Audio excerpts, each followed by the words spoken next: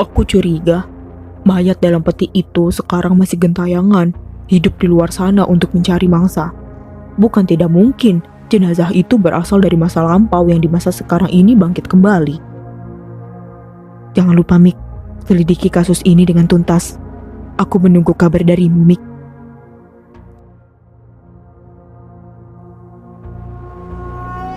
Assalamualaikum warahmatullahi wabarakatuh. Salam sehat berlimpah rejeki untuk kawan Aceh dimanapun berada. Kembali lagi dalam channel audio cerita. Untuk cerita kali ini masih melanjutkan cerita sebelumnya. Sebuah cerita yang berjudul Jatmiko The Series 2, Makhluk Seberang Zaman. Masih dari tulisannya Kak Breaking 182. Selamat mendengarkan.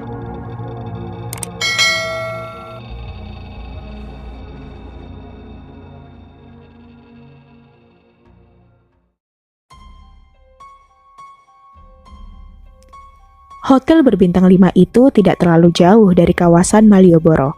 Hanya butuh sekitar 5 menit untuk sampai di lobi hotel. Melia Sani, nama hotel itu, berdiri megah di tengah kota. Hotel berlantai 8 itu terlihat mewah dengan taman yang tidak begitu luas di depannya. Gaya bangunannya minimalis dan sangat asri. Mobil mewah berderet dengan rapi memenuhi area parkir. Mobil Opel Blazer berwarna hitam berhenti di depan lobi. Seorang valet parking segera berlari menghampiri mobil itu. Pengemudinya tidak lain adalah Edwin Aldrin. Si valet parking segera membawa mobil itu ke lantai dasar karena parkir depan telah penuh. Sementara Edwin segera masuk ke lobi langsung menuju ke lift ke arah lantai 3. Satu tujuannya, yaitu family room nomor 377 yang sangat eksklusif. Arsitek muda ini tadi sewaktu di resto menerima telepon dari Elma, seorang perempuan muda anak seorang pengusaha properti besar di Jakarta. Dan kebetulan bisa dikatakan senior Edwin, meski usianya tidak terpaut terlalu jauh. Meskipun masih muda, Elma sangat sukses menjalankan bisnisnya. Bahkan tender-tender besar selalu bisa ia menangkan. Beberapa tender itu sering diserahkan kepada Edwin untuk mengerjakannya. Sejak 5 tahun yang lalu, mereka sudah menjalin hubungan pribadi. Namun, Edwin selalu menyembunyikan hal itu di depan umum. Jadi tidak mengherankan jika kapan saja Elma membutuhkannya, Edwin harus selalu siap sedia dalam kondisi apapun juga. Tidak mengherankan jika tadi ia buru-buru pergi menuju ke Hotel Melia Sani untuk bertemu dengan Elma. Sekali ketuk pintu, seraut wajah perempuan cantik berhidung mancung dan berwajah blasteran pun segera muncul di balik pintu. Rambutnya yang keriting halus berwarna coklat sebahu diikat ke belakang. Pakaian kaos yang sedikit gombrong sepanjang lutut berwarna kuning tanpa lengan membalut tubuhnya yang tampak padan dan sekal nampak tercetak jelas. Sementara di bagian bawah tubuhnya, perempuan itu tidak mengenakan apa-apa lagi. Hanya sebuah celana dalam berwarna putih nampak membayang jelas dari dalam. "Tumben, kau tidak langsung pulang ke rumah?" Begitu tanya Edwin, tatkala sudah berada di ambang pintu. "Malas, enakan di sini. Di samping itu juga, aku ada janjian dengan klien besok jam 7 pagi. Elma membiarkan Edwin masuk dan menutup pintunya kembali. Ia langsung duduk di balik meja kerjanya yang ada di dekat sofa panjang berwarna biru. Merapikan beberapa kertas kerja yang berantakan dan beberapa tampak berceceran di lantai. Edwin menuju ke arah kulkas kecil yang berada di pojok ruangan dan mengambil sekaleng minuman Coca-Cola yang sudah dingin. "Aku pikir kau masih mengerjakan proyekmu di Singapura." "Seminggu sudah cukup untuk menyelesaikan semua urusanku di sana." Sembari tangannya sibuk merapikan kertas kerja, ia selesai menata kertas kerjanya. Kini menatap Edwin dengan pandangan yang sedikit tajam. "Kau tidak merindukanku, Ed? Apakah masih kurang lama aku tinggal pergi?" "Terlalu lama." Cepat sekali, Edwin menetralisir sindiran halus itu. Pemuda ini lalu menghampiri Elma yang bersikap seolah acuh tak acuh. Edwin segera mengangkat dagu perempuan itu dengan tangan kanannya, sehingga bibir yang tebal sensual itu tampak berkah menantang indah di depan mata.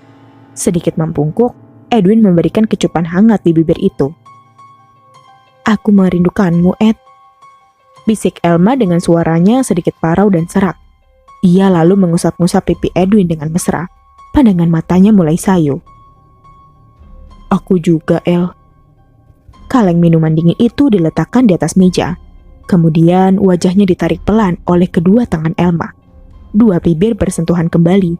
Ia melumat bibir Edwin dengan penuh gairah. Semakin lama semakin ganas. Edwin memberikan perlawanan yang tidak kalah liar. Kecupan arsitek muda itu merayap ke leher jenjang dan mulus itu. Suasana di dalam kamar semakin panas.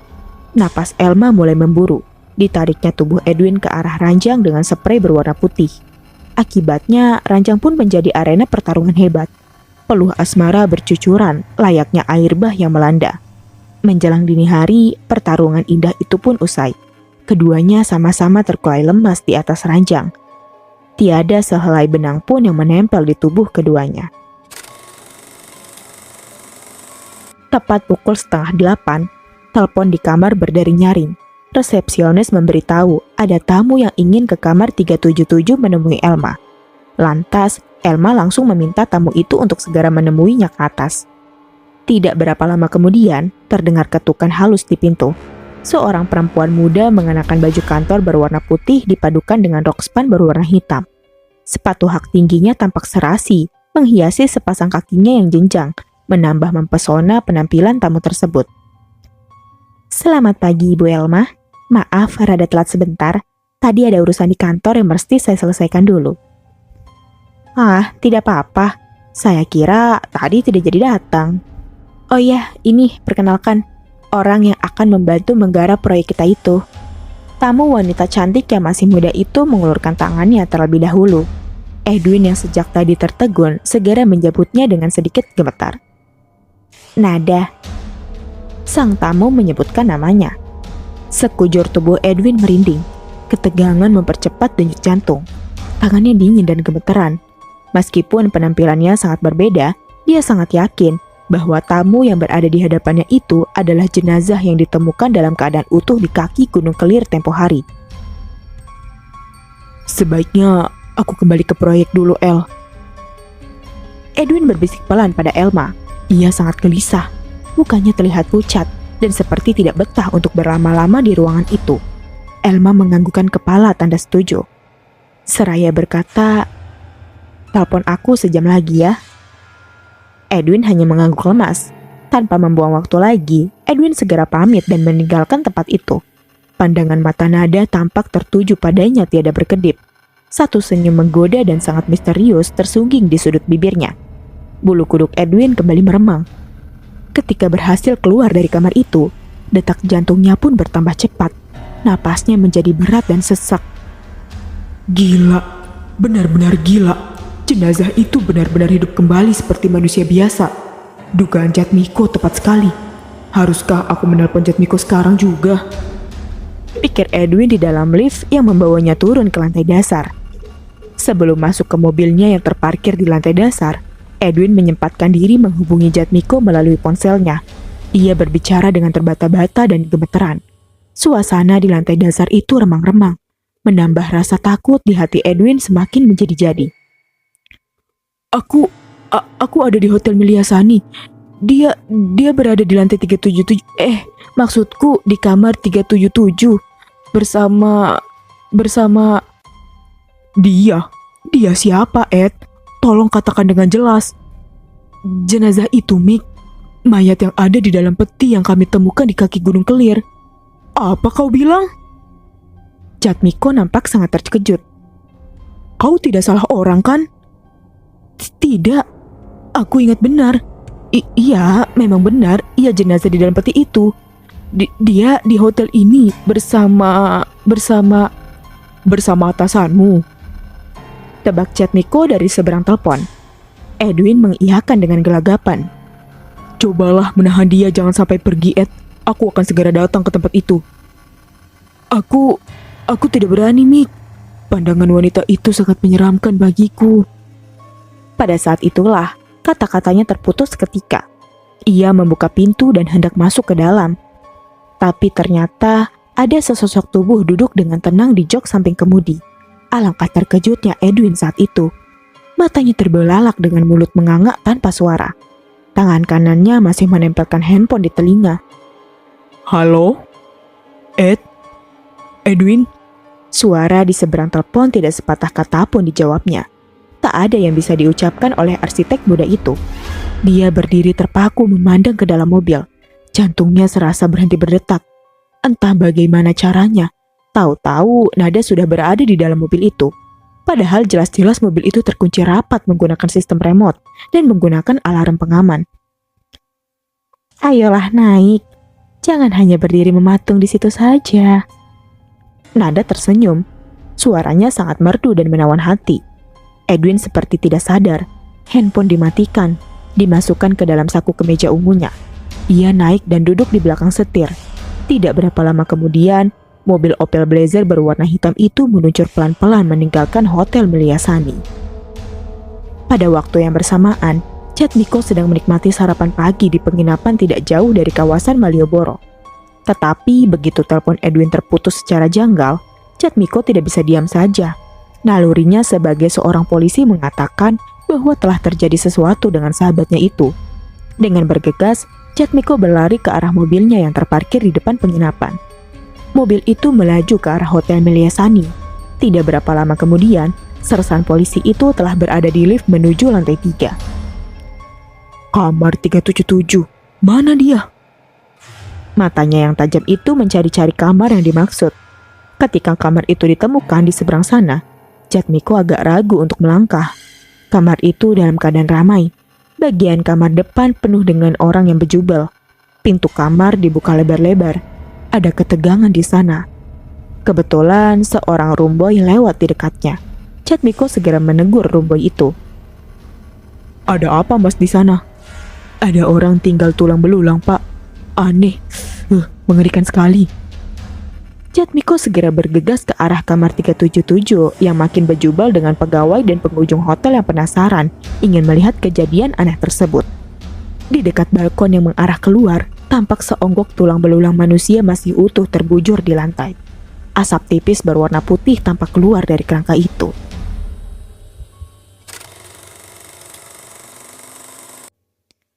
Matahari yang tadi bersinar amat terik, kini sinarnya itu pupus ditelan awan hitam yang datang berarak dari arah timur. Sesaat kemudian, langit pun mendung hitam. Hujan rintik-rintik mulai turun, disertai sambaran kilat dan gelagar guntur. Sekali lagi kilat menyambung, sekali lagi pula guntur menggelegar membuat seantero bumi bergetar. Dan hujan rintik-rintik itu kini berganti dengan hujan lebat. Demikian lebatnya, hingga tak beda seperti dicurahkan saja layaknya dari atas langit.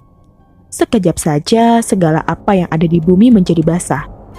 Mobil Opel Blazer berwarna hitam itu merambat pelan menembus derasnya hujan menuju ke arah Kaliurang. Pendataran tinggi di lereng Gunung Merapi yang terletak paling ujung utara kota Jogja. Pengemudi mobil itu tidak lain adalah Edwin. Dan seorang gadis cantik dengan daya pikat yang luar biasa duduk di samping kirinya. Supel, ceria dan menggoda. Sesekali derayan tawa keluar dari bibirnya yang tipis mempesona. Lambat laun, rasa takut dan kengerian yang pagi tadi dirasakan sudah hilang musnah, berganti dengan kegembiraan berbunga indah. Selayaknya mendapatkan kenalan baru yang benar-benar menawan hati. Tidak terpikirkan lagi bagaimana dengan Elma, Jatmiko, bahkan proyeknya. Ia hanyut dalam canda tawa yang melambungkan jiwa sehingga lupa segalanya. Mengapa HP-mu dimatikan? Aku tidak ingin kebersamaan kita terganggu, Nada. Edwin menjawab dengan bangga. Nada tertawa sehingga kecantikan wajahnya bertambah berkali-kali lipat. Kemana kau akan membawaku, Ed? Jalanan di depan sepertinya selalu menanjak. Sabarlah. Kau akan kubawa ke tempat yang indah. Nada hanya mengangguk, seraya menyunggingkan senyum. Menarik sekali senyuman itu, membuat Edwin semakin berbunga-bunga. Villa itu terletak di kawasan Kaliurang. Bangunan lumayan besar terbuat dari kayu jati pilihan. Bangunan itu terdiri dari 2 lantai. Sebuah taman bunga kecil dan kolam ikan terletak di bagian depan villa. Serambi villa hanya diterangi sebuah lampu kecil yang tergantung di tengah teras. Cahayanya tidak dapat menerangi serambi rumah yang luas, di mana saat itu seorang lelaki berpakaian hitam duduk di atas sebuah kursi goyang terkantuk-kantuk. Kursi goyang dari kayu itu mengeluarkan suara berderik-derik. Orang yang duduk di atasnya membenarkan letak kain sarung yang menyelubungi kedua kakinya agar terlindung dari gigitan nyamuk. Sesekali dia menguap lebar-lebar. Walau kantuknya berat, namun ia tidak dapat tidur. Di langit, bulan setengah lingkaran nampak redup tertutup awan. Udara pegunungan bertambah dingin akibat hujan yang mengguyur tadi siang. Di kejauhan, terdengar suara anjing menggonggong. Pada saat itulah, lelaki di atas kursi goyang mendadak membuka kedua matanya lebar-lebar. Tatkala mengetahui ada mobil yang masuk dan berhenti di halaman villa. Segera saja, lelaki parubaya itu bergegas menyambut dua orang yang keluar dari dalam mobil. Wah, Mas Edwin, tumben kesini tidak mengabari dulu. Edwin hanya tersenyum. 2 hari, mungkin aku akan tinggal di sini, Pak Idris. Tolong dipersiapkan segalanya. Tenang saja, Mas. Setiap hari, villa ini saya bersihkan. Jadi, Mas Edwin jangan khawatir. Villa ini selalu bersih dan terawat. Terima kasih, Pak Idris. Oh iya, ini sedikit uang untuk beli kopi dan rokok. Edwin mengeluarkan amplop berwarna putih dari saku kemejanya. Perlahan-lahan amplop itu diangsurkan ke arah Pak Idris. Wajah Pak Idris tampak berbinar-binar tatkala menerima amplop itu. Dia sangat hafal dengan majikannya itu yang selalu memberikannya uang lebih kepadanya. Jadi tidak mengherankan jika Pak Idris selalu rajin dan setia pada Edwin. Di samping itu, Edwin selalu memperlakukan pembantunya itu dengan sangat baik. Villa dari kayu papan itu berlantai kayu hitam dan sangat bersih. Memasuki ruang tengah, deretan interior mewah dengan nuansa Jawa sangat kental. Di sebelah kiri ada sebuah meja kayu berukir diapit 2 buah kursi. Di atas meja terdapat seperangkat tempat minum. Lalu di bagian tengah sebuah tangga terlihat menjular ke atas. Tempat ini indah sekali, Ed. Nada berdecak kagum. Aku sangat suka nuansa seperti ini. Nuansa Jawa yang kental. Berasa hidup di zaman kerajaan, kan? Silakan, kau duduk dulu. Akan aku ambilkan minum hangat untukmu.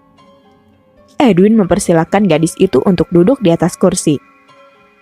Boleh, tapi jangan kau suruh Pak Idris yang membuatkannya untukku. Harus kau sendiri yang meraciknya. Edwin mengernyitkan dahi. Memangnya kenapa? Pasti hangatnya berbeda saat ku minum dan merayapi tubuhku. Kemudian keduanya tertawa. Tidak berapa lama kemudian, Edwin kembali ke ruang tengah. Tangannya membawa sebuah nampan dengan 2 cangkir minum yang masih mengepulkan asap. Aroma jahe dan rempah-rempah keluar dari minuman itu. Ini, silakan diminum. Nampan diletakkan di atas meja. Tanpa menunggu lama, Nada mengambil cangkir itu, lalu meminum isinya hingga tandas. Edwin yang menyaksikan jadi terperangah, terheran-heran. Wedang jahe yang disuguhkan itu masih sangat panas, bahkan masih mengepulkan asap. Dia sendiri masih belum mau minum, masih menunggu sampai wedang jahe agar dingin baru diminum.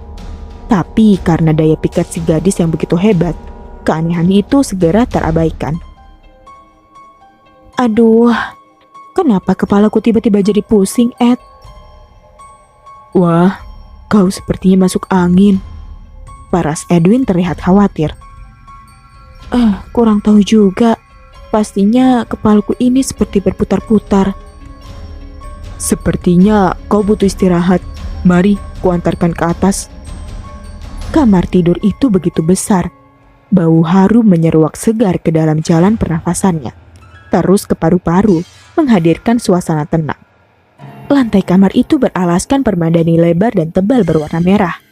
Tak ada perabotan di ruangan itu, kecuali sebuah ranjang yang besar di tengah kamar dengan kelambu berwarna putih. Bantal-bantal besar yang bertebaran di atas ranjang. Pada salah satu dinding ruangan, terpampang lukisan besar seorang perempuan berparas cantik jelita, berdiri tegak di puncak bukit, mengenakan pakaian hijau muda sangat tipis yang tampak seperti berkibar-kibar di tiup angin. Di bawah pakaian tipis itu, dia tidak mengenakan apa-apa, sehingga sekujur auratnya kelihatan hampir telanjang. Nada berbaring pelan-pelan ke atas ranjang. Jantung Edwin bertegup kencang sewaktu membantu Nada berbaring, karena rok span ketat yang dikenakan gadis itu sempat tersingkap sedikit. Namun sudah cukup menghadirkan pemandangan yang membuat darahnya seperti berhenti mengalir. Aku ada obat sakit kepala di bawah. Kau mau minum itu? Sudahlah, tidak perlu. Aku akan berbaring saja di sini. Lama-lama akan hilang juga pusingnya. Tapi Iya, kenapa? aku takut kalau berbaring sendirian di kamarmu ini. Jangan kemana-mana, Ed. Temani aku di sini. Iya, aku temani. Edwin berbicara dengan sedikit bergetar, menahan gejolak hatinya. Pemuda ini lalu beringsut ke tepi ranjang, berdiri sebentar dan menoleh ke arah Nada. Gadis itu sedang memejamkan mata dengan satu tangan diletakkan di atas dahi. Matanya terpejam seperti orang yang berusaha untuk tertidur nyenyak. Edwin beranjak ke arah kursi sudut di pojok ruangan. Ia lalu duduk di kursi itu. Diambilnya satu majalah lama yang tersusun rapi di bawah meja. Diambilnya satu lalu dibacanya. Belum selesai satu halaman ia baca, tiba-tiba terdengar suara lirih memanggil namanya. Edwin? Ed? Suara itu... Edwin menoleh sekeliling kamar. Lagi-lagi Edwin memandang keranjang. Nada masih di sana. Tenang sekali. Tidur terlelap. Suara itu serta-merta lenyap. Edwin melanjutkan membaca majalahnya lagi. Dan pada saat itulah, ekor matanya melirik ke arah ranjang. Dan di atas ranjang, ia melihat Nada sudah membuka matanya. Memandang dengan senyum penuh tantangan. Belus ketatnya terbuka sedikit di bagian dada. Sementara belahan spannya tersingkap lebar. Senyum yang terpancar dari bibir sensual itu adalah senyum penuh gairah percumbuan. Edwin hanya bisa menelan ludah. Keringatnya mengucur deras membasahi dahi. Kemarilah, Ed. Temani aku di sini. Letakkan dulu majalah itu. Dekatlah kemari. Jangan takut. Bukankah kita punya kesempatan untuk menikmati keindahan malam ini? Kemarilah. Duduk di sini. Tangannya menepuk-nepuk tempat kosong di sampingnya. Lidahnya terjulur dan menjilati bibir berkali-kali. Bibir itu menjadi basah dan merekah. Tangannya pelan-pelan melepaskan kancing blusnya yang tersisa. Terlihat jelas bahwa Nada hanya mengenakan blus itu saja, tanpa penutup atau pelapis di dalamnya. Edwin. Nada mendesah. Edwin seperti sepotong besi terkena gelombang magnet. Ia mendekat pelan-pelan. Ayolah. Suaranya mendesah parau. Blus yang dikenakan terbuka lebar. Kemulusan kulit tubuhnya tampak jelas. Kemontokan yang dipamerkan kian membakar gairah Edwin. Saat Edwin duduk di tepian ranjang, jantungnya berdetak sangat kencang. Ketika itu, Nada sudah seperti bayi yang baru lahir. Ia mulai merangkak mendekati Edwin. Mata Edwin terpejam. Tatkala dirasakannya, lidah gadis itu berkeliaran kemana-mana. Pemuda ini merasakan ada suatu kenikmatan yang tidak pernah diperoleh dari perempuan manapun juga. Ia tak dapat berbuat banyak, kecuali hanya menggeliat dan mengerang, mengungkapkan sejuta kenikmatan yang mendera. Edwin tiba-tiba cumik, tatkala lumatan bibir tipis dan sensual itu seperti menyengat dan menyedot seluruh persendian tulang-tulang tubuhnya. Sakit sekali. Panas. Semakin lama semakin menyengat. Sekujur tubuh Edwin terasa panas. Panas! Tubuh telanjang itu seperti menjodot saripati manusia melalui bibirnya. Edwin mendelik sambil mengejang hebat. Ia berusaha mendorong tubuh yang menindihnya itu, tapi sia-sia belaka. Tubuh itu pun berkelojotan sekarat. Lalu perlahan-lahan tubuh itu semakin menghitam dan semakin menyusut. Sekujur tubuh Edwin berubah menjadi tulang belulang yang bergeletakan di atas ranjang. Asap tipis keluar dari tulang itu. Sementara di tempat lain, Jatmiko merasakan adanya kejutan kuat di hatinya. Ia tiba-tiba merasa cemas, sebab saat itu muncul seraut wajah di dalam benaknya. Wajah Edwin.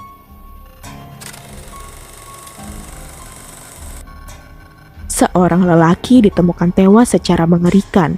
Jasadnya tinggal tulang belulang di sebuah villa di kawasan Kaliurang. Pemuda itu salah seorang arsitek terkenal di Indonesia. Sementara menurut penjaga villa, majikannya itu datang bersama seorang gadis. Dan setelah kejadian itu, secara misterius gadis itu menghilang dan pihak kepolisian belum bisa menemukannya. Jatmiko tidak melanjutkan membaca berita koran pagi itu. Koran itu lalu diletakkan begitu saja di atas meja. Pandangannya menerawang. Ada rasa bersalah dan penyesalan teramat sangat dalam hatinya. Kalau saja ia bisa cepat menemui Edwin, tentu nyawa sahabatnya itu kemungkinan masih bisa diselamatkan. Berkali-kali Jatmiko menyalahkan dirinya sendiri. Pada saat itulah, ponsel Erickson yang tergantung di pinggangnya bergetar-getar. Awalnya ia tidak menghiraukan panggilan yang masuk. Akan tetapi ponsel itu terus-menerus bergetar. Lalu perlahan diangkatnya telepon itu. Halo? Terdengar sahutan dari seberang sana. Pak Jatmiko, gawat Pak. Wonosari sedang gawat. Gawat? Gawat apa, Wan? Ternyata yang menelpon adalah Marwan, salah satu anak buah yang selalu membantunya mengungkap kasus-kasus penting. Sudah hampir 5 orang melaporkan bahwa telah kehilangan anggota keluarganya yang tengah hamil. Menurut Pak Kardi, di bagian arsip, bahwa kasus ini sudah berulang kali terjadi sejak tahun 1950-an. Dulu pernah ada beberapa dari anggota kepolisian yang ditugaskan untuk mengungkap hal ini. Tapi, 1 bulan kemudian, ketiga polisi ini ditemukan mati di pinggir jalan dengan keadaan tubuh yang mengenaskan. Setelah itu, ada beberapa lagi yang ditugaskan mengungkap kasus ini. Dan tidak ada sedikit pun titik terang sampai bertahun-tahun. Dan penyelidikan kasus ini pun dihentikan. Jatmiko menarik napas sekali lagi. Mungkin aku belum bisa kembali ke Wonosari, Wan. Ada kasus pembunuhan yang misterius di Jogja. Dan korbannya adalah sahabat baikku sendiri. Kepolisian Jogja sudah bergerak mengidentifikasi pelaku. Namun hingga saat ini belum bisa menemukan pelaku dari serangkaian pembunuhan keji ini. Aku berjanji untuk mengungkap dan menangkap pelakunya. Sementara kau tangani kasus itu. Kalau urusanku di Jogja sudah beres, aku akan segera pulang. Baik, Pak. Terdengar sambungan telepon terputus dari seberang sana.